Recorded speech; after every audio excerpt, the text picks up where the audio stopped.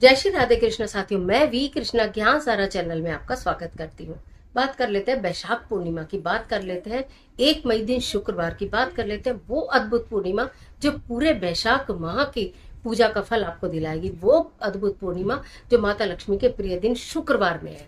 तो इस वीडियो में हम यही जानकारी लेकर आपके बीच में कि आज के दिन आपको क्या करना चाहिए, क्या नहीं, और माता लक्ष्मी को क्या एक ऐसी चीज भेंट करें कि आपके जीवन के समस्त दुखों का अंत हो जाए। चलिए झटपट वीडियो प्रारंभ कर लेते हैं। बात कर रही हूँ वैशाख पूर्णिमा की, बात कर रही हूँ 1 मई की, बात कर रही हूँ दिन शुक्रवार की। 1 मई दिन शुक्रवार को पूरे दिन पूर्णिमा है, जो कि 30 अप्रैल रात्रि से प्रारंभ होकर 1 मई रात्रि तक चलने वाली है। चंद्रोदय का समय शाम 6:54 रहेगा। कहा जाता है चंद्रमा को अर्घ देने से पूर्णिमा पर आपके सब दुखों का अंत हो जाता है। माता लक्ष्मी की पूजा का दिन है, गंगा स्नान का दिन है, भगवान श्री सत्यनारायण भगवान की कथा करने का दिन है। जो भी माता लक्ष्मी के मंत्रों का जाप कर सकते हैं उतने जाप करने का दिन है। इस पूर्णिमा पर आप गंगा जी में स्नान करने जाए अति उत्तम, नहीं तो घर में गंगा जल डालकर स्नान अवश्य करें। हल्के रंग के वस्त्र धारण करें, सफेद रंग के वस्त्र धारण कर सकते हैं, गुलाबी कर सकते हैं, हल्के पीले वस्त्र धारण कर सकते हैं। अपने घर के मंदिर में ही माता रानी की, माता लक्ष्मी की पूजा करें। विशेष भोग तैयार करें मखाने की खीर से, जिसमें मिश्री डली हो, जिसमें केवड़ा डला हो।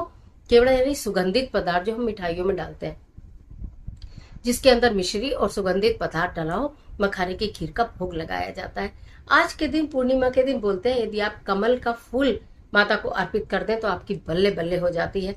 पूरे दिन सिद्ध योग है, और इस सिद्ध योग में शुक्रवार के शुभ संयोग में जो भी पूर्णिमा की तिथि पर अपने मन की इच्छाएं आप पूरी करने चाहते हैं, आदि अधूरी इच्छाएं पूरी करना चाहते हैं, धन से संबंधित परेशानी को दूर करना चाहते हैं, तो जो आज की वीडियो ये आपके लिए है, पूरे ध्यान से देखिएगा, सुनिएगा। इसमें से जो जो भी कर सकते हैं उन्हें जरूर करिएगा। तो हम बात कर रहे थे कि स्नान करने की। स्नान करने के पश्चात अपने घर के मंदिर में ही, आपके घर के मंदिर में भगवान श्री विष्णु, माता लक्ष्मी की मूर्ति, तस्वीर, प्रतिमा जो भी हो, उसे गंगा जल से साफ और स्वच्छ कर लीजिएगा। साथ ही साथ जो मैंने बताया है, खीर का भोग लगाइएगा। अगर आप कमल का फूल आपके पास है तो बहुत अच्छी बात है, नहीं तो कमल गट्टे की माला, अगर आपके घर में कमल गट्टे की माला है तो ठीक है, फिर एक माला और लाइएगा, जो कि आप शारीरिक तौर पर बने हुए मंदिर में माता लक्ष्मी को कमल गट्टे की माला भेंट कर सके। बहुत बड़ी पूर्णिमा है। और अगर आपके पास नहीं है तो फिर 2 लाइएगा। एक गंगा जल से पवित्र करके अब माता के चरणों में रखिएगा, उससे माता लक्ष्मी के मंत्र का जाप करिएगा। दूसरी माला पवित्र करके शारीरिक तौर पर बने हुए मंदिर में भेंट कर कराइएगा, पूरे दिन में किसी भी समय। इस दिन तिल का, घी का, शहद का दान बहुत महत्वपूर्ण माना गया है। उनमें से जो भी चीज आप संभव हो सको उसका दान करना। सफेद तिल की बात मैं कर रही हूँ।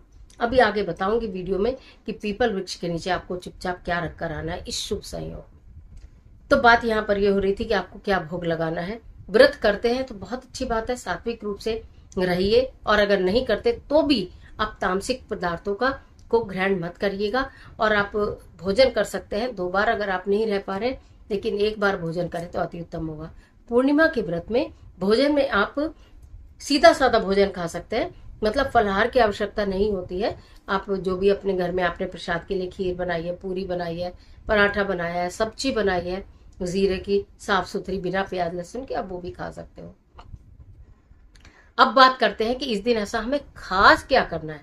ये तो आपको मालूम है, सिद्ध होकर आप नहा लेंगी, पूजा कर लेंगी। माता लक्ष्मी का मंत्र एक बता रही हूँ, बीज मंत्र है ओम श्रीम श्रीम श्रीम श्रीम। कमल गट्टे की माला पर श्रीम मंत्र का जाप सुबह और शाम दोनों समय अगर आप कर लेते हैं तो बस आपकी तो बल्ले बल्ले हो जाएगी। मैं क्या ही बोलूं, जरूर कर लीजिएगा।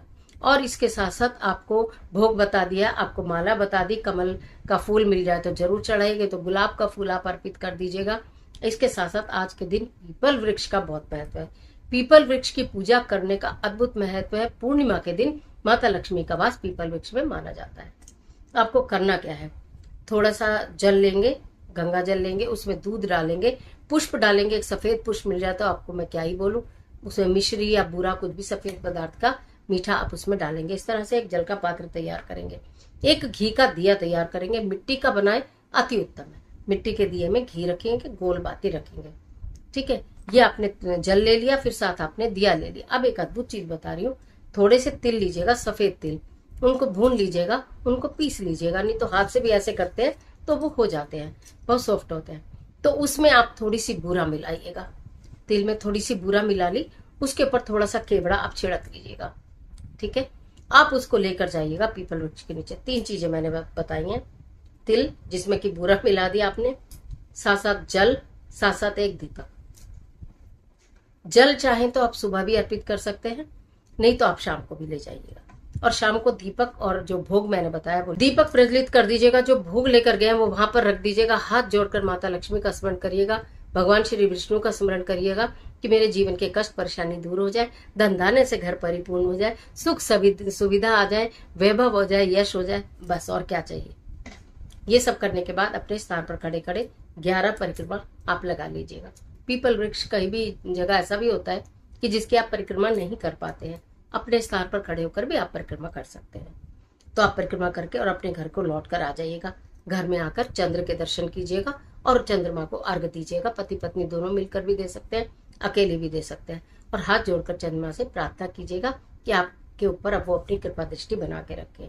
दान आज के दिन अवश्य ही करिएगा। तिल का करें, या फिर आप घी का करें, या फिर आप शहद का करें, आप वस्त्र का करें, अन्न का करें, फल का करें, जो भी मौसम का फल है उसका दान आपको जरूर करना है। खास तौर से जो पानी वाले फल होते हैं, जूसी फल होते हैं, जैसे तरबूज बहुत आ रहा है, खरबूज बहुत आ रहा है आज के समय में, वो आप दान कर सकते हैं। खीरा चाहे सब्जी है लेकिन उसका भी आप दान कर सकते हैं।